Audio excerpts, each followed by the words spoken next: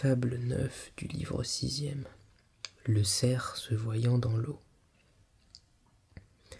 Dans le cristal d'une fontaine, un cerf se mirant autrefois louait la beauté de son bois, et ne pouvait qu'avec peine souffrir ses jambes de fuseau, dont il voyait l'objet se perdre dans les eaux. Quelle proportion de mes pieds à ma tête, disait-il en voyant leur ombre avec douleur. Des taillis les plus hauts mon front atteint le fait, mes pieds ne me font point d'honneur.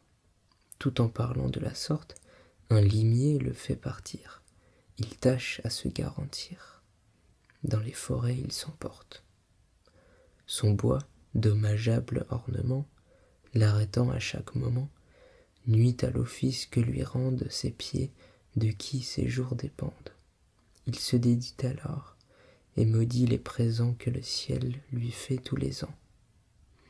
Nous faisons cas du beau, nous méprisons l'utile, et le beau souvent nous détruit. Ce cerf blâme ses pieds qui le rendent agile, il estime un bois qui lui nuit.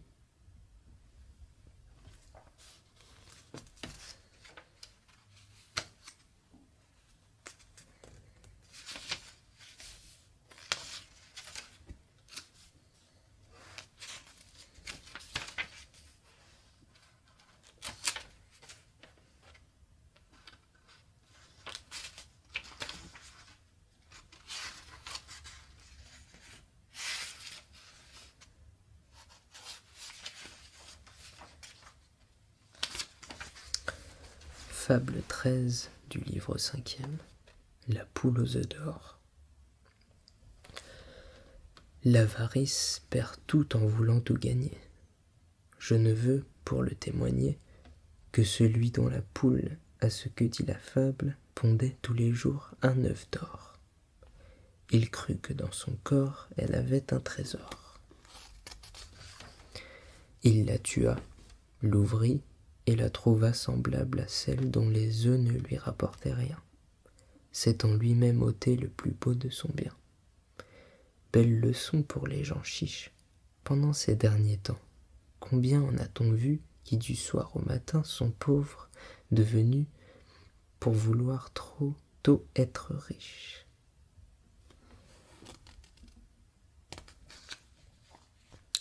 Fable 14. L'âne portant des reliques. Un baudet, chargé de reliques, s'imagina qu'on l'adorait. Dans ce penser, il se carrait, recevant comme sien l'encens et les cantiques. Quelqu'un vit l'erreur et lui dit : « Maître Baudet, ôtez-vous de l'esprit une vanité si folle. Ce n'est pas vous, c'est l'idole à qui cet honneur se rend, et que la gloire en est due. D'un magistrat ignorant, c'est la robe qu'on salue. »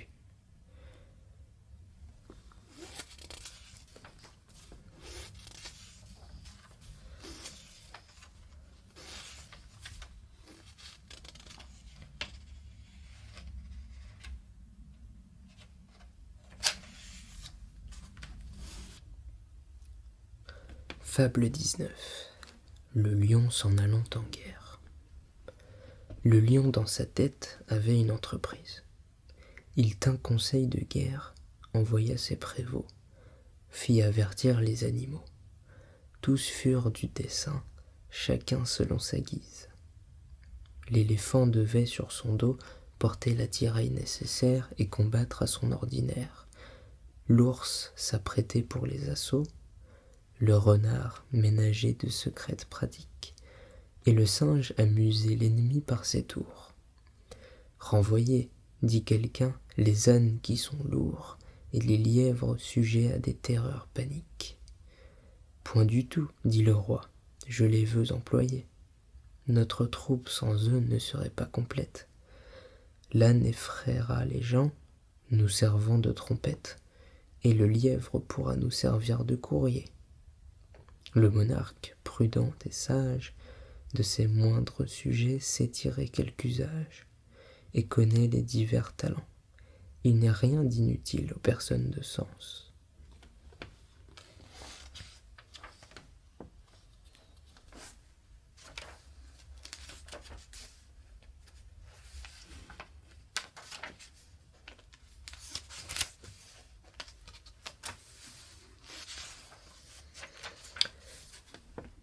Le petit poisson et le pêcheur. Petit poisson deviendra grand, pourvu que Dieu lui prête vie. Mais le lâcher en attendant, je tiens pour moi que c'est folie, car de le rattraper, il n'est pas trop certain. Un carpeau qui n'était encore que frétin fut pris par un pêcheur au bord d'une rivière. Tout fait nombre, dit l'homme en voyant son butin, voilà commencement de chair et de festin. Mettons-le en notre gibecière. Le pauvre carpillon lui dit en sa manière, que ferez-vous de moi? Je ne saurais fournir au plus qu'une demi-bouchée. Laissez-moi carpe devenir, je serai par vous repêché. Quelque gros partisan m'achètera bien cher, au lieu qu'il vous en faut vous chercher. Peut-être encore 100 de ma taille pour faire un plat. Quel plat?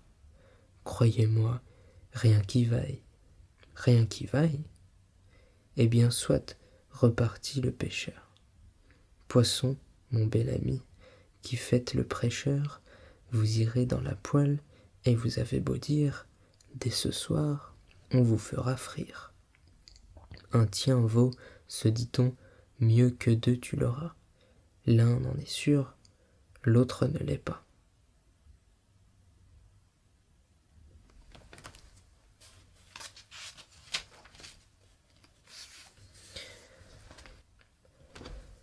Le pot de terre et le pot de fer. Le pot de fer proposa au pot de terre un voyage. Celui-ci s'en excusa, disant qu'il ferait que sage de garder le coin du feu, car il lui fallait si peu que la moindre chose de son débris serait cause. Il n'en reviendrait morceau. Pour vous, dit-il, dont la peau est plus sûre que la mienne, je ne vois rien qui vous tienne. Nous vous mettrons à couvert, repartit le pot de fer.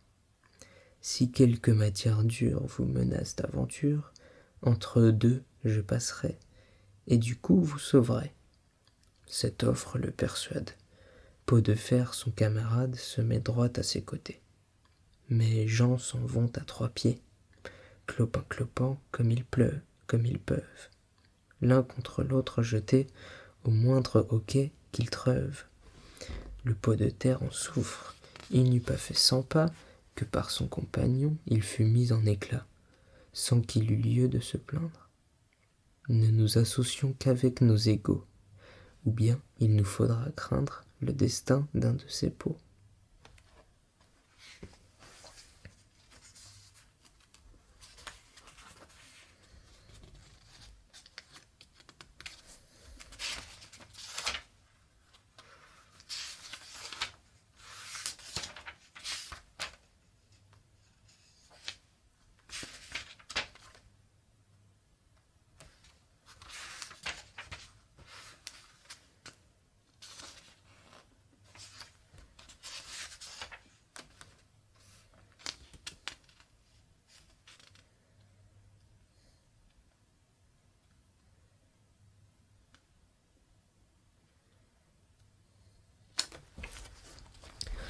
Le chameau et les bâtons flottants.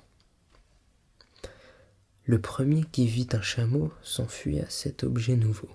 Le second approcha, le troisième osa faire un licou pour le dromadaire. L'accoutumance ainsi nous rend tout familier. Ce qui nous paraissait terrible et singulier s'apprivoise avec notre vue, quand se vient à la continue.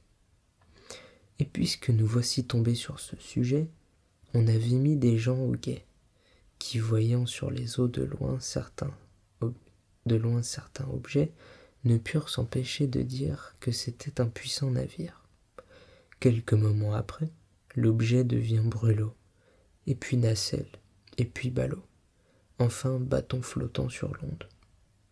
J'en sais beaucoup de par le monde, à qui ceci conviendrait bien. De loin c'est quelque chose, et de près ce n'est rien.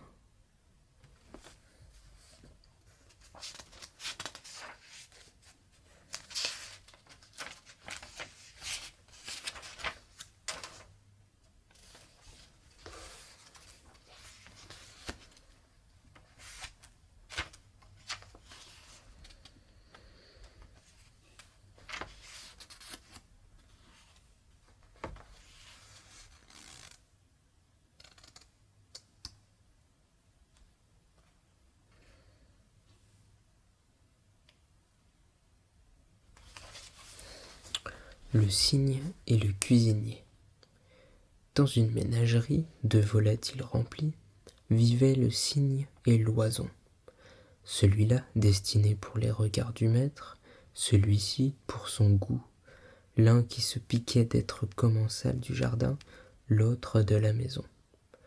Des fossés du château faisant leur galerie, tantôt on les eût vus côte à côte nager, tantôt courir sur l'onde et tantôt se plonger.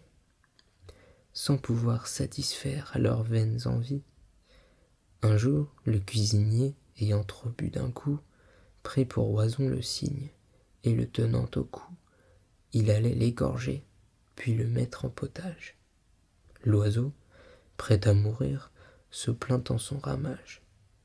Le cuisinier fut fort surpris, et vit bien qu'il s'était mépris. « Quoi, je mettrais, dit-il, un tel chanteur en soupe ? Non, non, ne plaise aux dieux que jamais ma main coupe la gorge à qui s'en sert si bien. » Ainsi, dans les dangers qui nous suivent en croupe, le doux parler ne nuit de rien.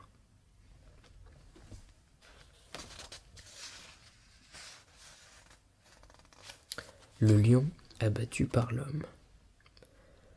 On exposait une peinture où l'artisan avait tracé un lion d'immense stature, par un seul homme terrassé.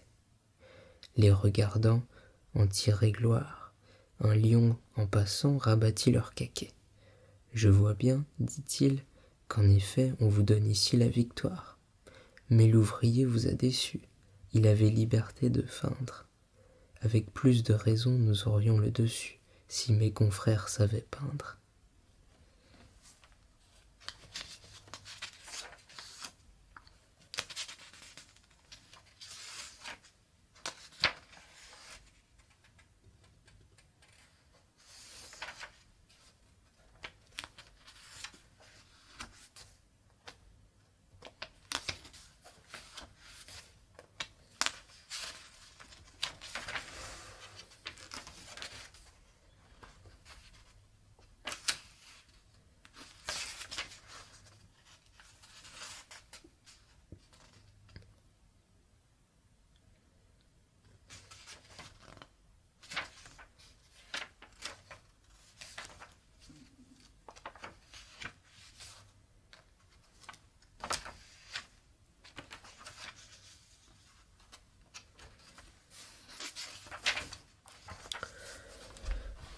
Le chêne et le roseau.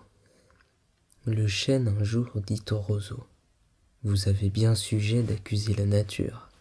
Un roitelet pour vous est un pesant fardeau.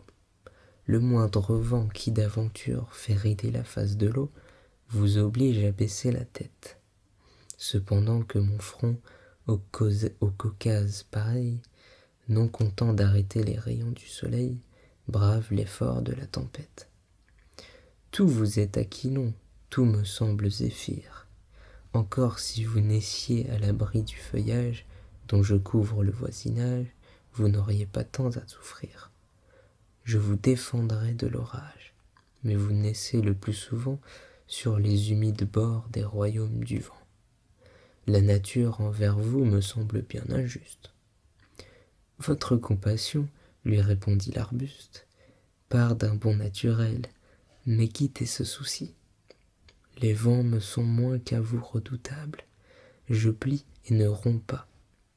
Vous avez jusqu'ici, contre leurs coups épouvantables, résisté sans courber le dos. Mais attendons la fin.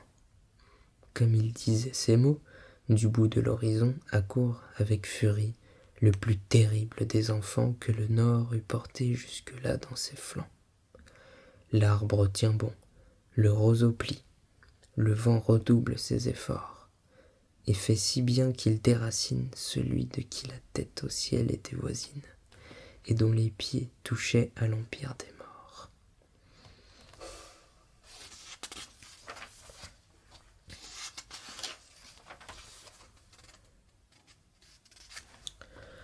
Le coq et la perle. Un jour, un coq détourna une perle qu'il donna au beau premier lapidaire. « Je la crois fine, dit-il, mais le moindre grain de mil serait bien mieux mon affaire. Un ignorant hérita d'un manuscrit qu'il porta chez son voisin le libraire. « Je crois, dit-il, qu'il est bon, mais le moindre ducaton serait bien mieux mon affaire. »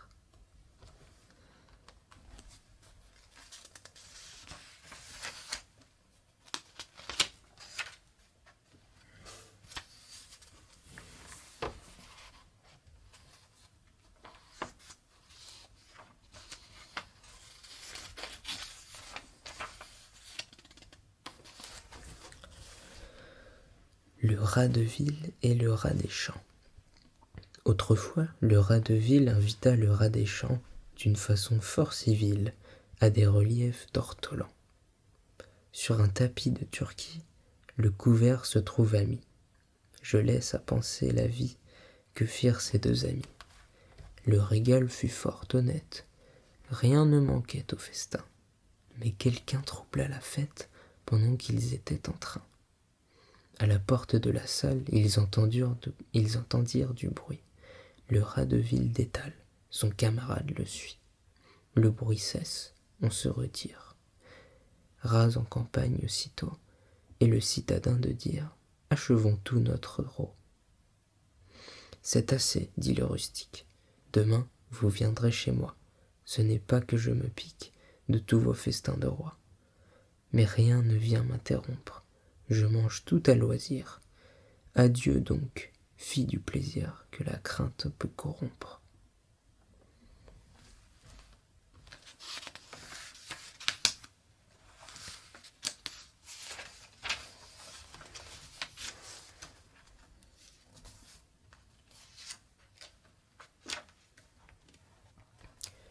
Le corbeau et le renard. Maître Corbeau, sur un arbre perché, tenait en son bec un fromage. Maître Renard, par l'odeur alléchée, lui tint à peu près ce langage. « Et bonjour, monsieur du Corbeau, que vous êtes joli, que vous me semblez beau.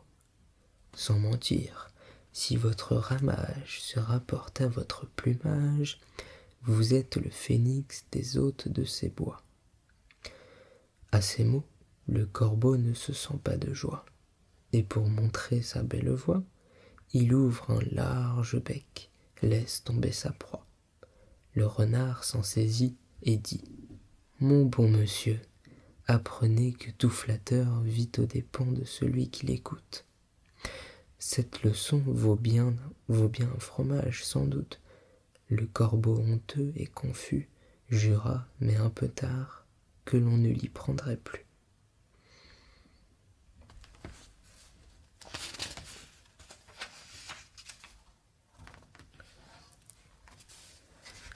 La cigale et la fourmi. La cigale, ayant chanté tout l'été, se trouva fort dépourvue quand la bise fut venue. Pas un seul petit morceau de mouche ou de vermisseau. Elle alla crier famine chez la fourmi sa voisine, la priant de lui prêter quelques grains pour subsister jusqu'à la saison nouvelle. « Je vous paierai, lui dit-elle. Avant l'août, foi d'animal, intérêt est principal. La fourmi n'est pas prêteuse, c'est là son moindre défaut. Que faisiez-vous au temps chaud ? Dit-elle à cette emprunteuse. Nuit et jour, à tout venant, je chantais, ne vous déplaise. Vous chantiez, j'en suis fort aise. Eh bien, dansez maintenant. »